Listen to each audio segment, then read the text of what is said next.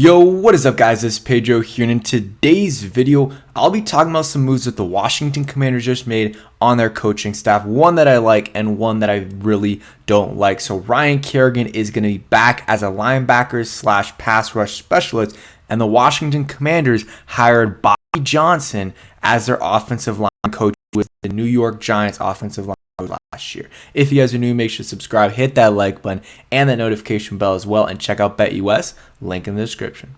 All right, so these are some pretty big moves. I mean, offensive line coach, like that's one of the most important, if not the most important position coach hire. You need to be able to develop your offensive line. And Bobby Johnson, we'll talk about it, but I don't absolutely love this move at all. They bring back Ryan Kerrigan. Some other moves have been made as well, are guys that aren't going to come back. We'll talk about that. And yeah, so let's get into them again. Make sure you guys check out BetUS, link in the description. Hopefully you guys enjoyed the Super Bowl yesterday. I know a lot of people were rooting for the 49ers, and it is what it is, but it was a good game, and that's really all I care about. And now the season's over. We can talk about draft stuff, free agency, and the whole offseason. It's going to be an exciting one for the Washington Commanders. So let's go over all the moves first, and then we'll talk about them each individually. So Ryan Kerrigan is going to be back as an assistant linebacker slash pass rush specialist. Love the move. Keep one of our own here.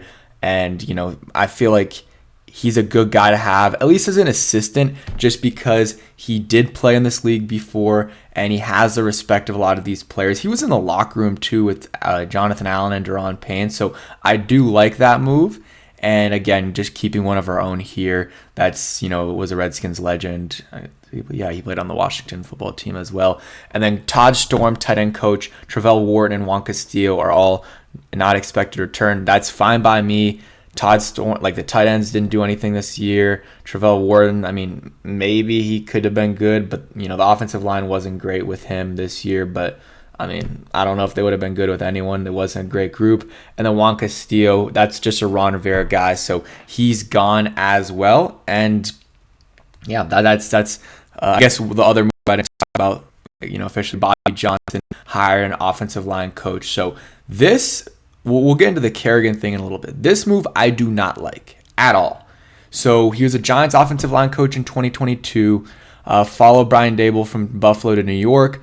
20 years of coaching experience, another NFC East hire for Dan Quinn's staff, but he did not do a really good job with. Yeah, he just didn't do a great job with the New York Giants. Their offensive line has been really bad. Let me just go ahead and look up his, resume real quick. But yeah, he did not do a good job with the Giants. I guess you can say he did deal with a injury. That's something to keep in mind. That's something to keep in mind. But at the same time, I mean, their offensive line, yeah, he was there this year. It was just really bad. They gave up 85 sacks, which I believe is second in the NFL. That's a lot of sacks. That's an outlandish amount of sacks. And he was with the Bills. And, I could care less about the record here, but a lot of Bills fans didn't like him. And after he left, their offensive line was better. Giants, these past 2 years, their offensive line's been terrible. The only plus is he helped develop Andrew Thomas, but he also had a top, 5 pick? I think Evan Neal was the 5th pick. I'm not sure. Or maybe 4th. They had a top 5 pick in Evan Neal, and he has not developed, so I don't love that. I don't love the move at all. I honestly do not love the move. I don't know what the connection is between Dan Quinn and Bobby Johnson, if there is any. I mean, I can't see any overlap here at all. So I'm not sure why this move was made. What drew him to Bobby Johnson. I'm not saying it's an awful move. We'll see how it goes. People, coach and act differently in different situations, so I'm sure he could be a good coach here. I'm just interested to see Dan Quinn's rationale on why he's bringing in Bobby Johnson, and if they maybe had some sort of relationship, and that's why he's interested in him, because again, the last couple years, it hasn't looked good for Bobby Johnson. So that's just why I'm intrigued to see what drew Dan Quinn to get Bobby Johnson. That's just kind of my thought on the whole situation there. but we'll see how it ends up, playing out. It could end up being fine. Maybe Bobby Johnson wasn't the problem in New York and he wasn't the problem in Buffalo, but it's a lot of, two, big sample sizes here in, New York for 2 full years and with the Buffalo Bills for 3 years. He also had John Michael Schmitz, who is like supposed to be a pro-ready center for the Giants and just didn't have a great year as well. So we'll see how it goes for Bobby Johnson, the Washington Commanders, and hopefully it is a successful stint here in DC. But real quick, a word from today's sponsor. And a huge shout out to BetUS for sponsoring today's video and sponsoring the channel for the entire 2023 to 2024 NFL season. They've been a great partner. They got so many different sports that you can bet on. I know the NFL season's over, but you still got NBA. You can bet on NBA games today. You got college basketball. You got NHL. You got MLB coming up in a month or a couple of months. You got March Madness coming up as well. So a lot of different things that you can bet on. Champions League as well this week.